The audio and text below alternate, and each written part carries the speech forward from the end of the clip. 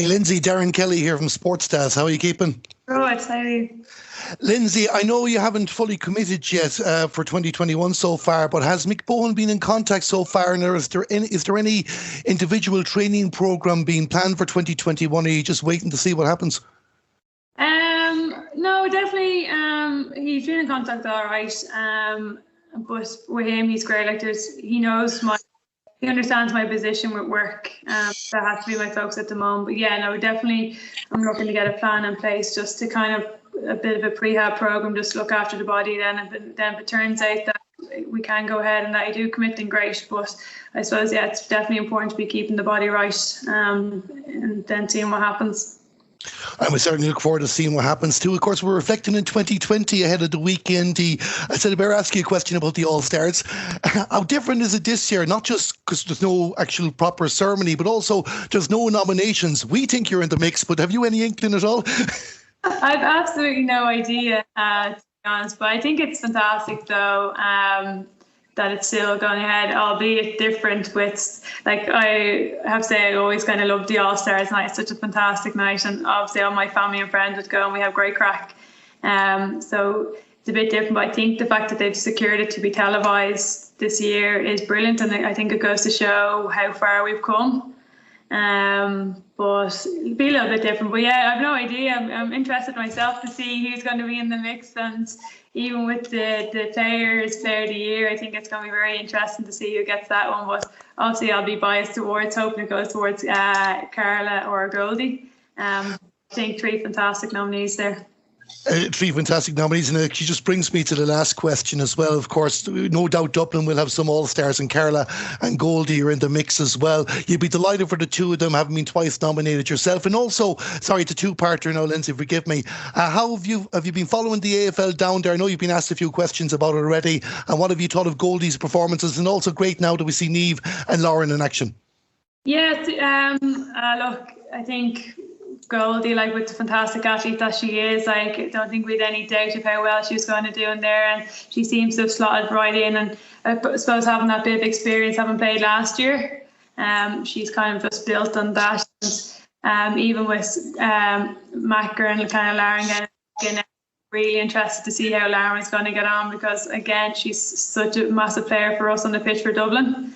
I was kind of really looking forward to see how she gets on, but I think she's someone that could have a big future over there as well. They're certainly having a good season so far, and hopefully continues on to Dublin. Lyndsey, the best luck Saturday night, and thanks a million. Thank you.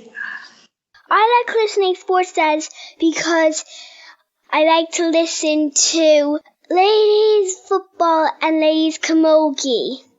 Hi Aimee, Darren Kelly here from SportsDaz. How are you keeping? Not too bad, how are you? I'm good. Aimee, I'm going to take you back first to that two-a-side pre-season training that you're doing at the moment. How important is that as you're looking towards 2021, especially, I suppose, with Blogin involved, and we have to hope that she's in contention for possibly an award on Saturday night?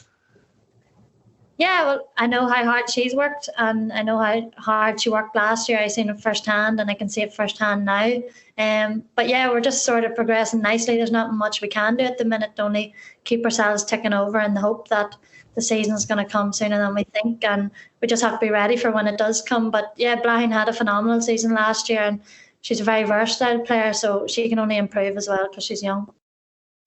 For yourself, Aimee, of course, the honour of being nominated for Senior Player of the Year. You have to believe, I don't want to jinx you, that a third All-Star is on the way too. It's the ultimate for yourself personally comeback story, especially after what Niall mentioned, the injury you suffered against Cork in 2019. Yeah, well, the ultimate is probably the team awards, but obviously it's a huge honour for me to be nominated for the likes of this award, and up alongside the two Dublin girls, Sinead and Carla. It's an honour for me to have my name alongside them types of players, and for people to vote in a way. So it's an honour for me, but ultimately it's the team awards that we're looking for. But at the same time, it's always a privilege to be nominated for individual awards. I wish you the best of luck in that one, Aimee. And of course, there is a precedent set because Caroline O'Hanlon was Player of the Year in 2014 as well for Armagh. Yeah, and Caroline has been setting the standards in Armagh for many years and still is. She's still the type of person we look up to. She's a very professional athlete and she goes about her business well. So she's set the standards in Armagh, and we just have to keep trying to push them standards higher. And you all do that. Final one from me, Aimee. Of course, we're looking ahead to 2021 and hopefully we'll have news in the coming days of where we stand on all that. When you look back at 2020, progress made, even if defeating All Ireland semi-final, but how important was the Ulster title victory at the end for this Armagh team's progress?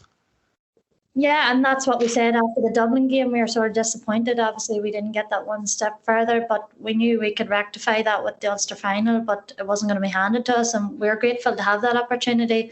And then to win it, that just summed up the year for us to end on a high. But it's, something we want to push on in and try progress even further.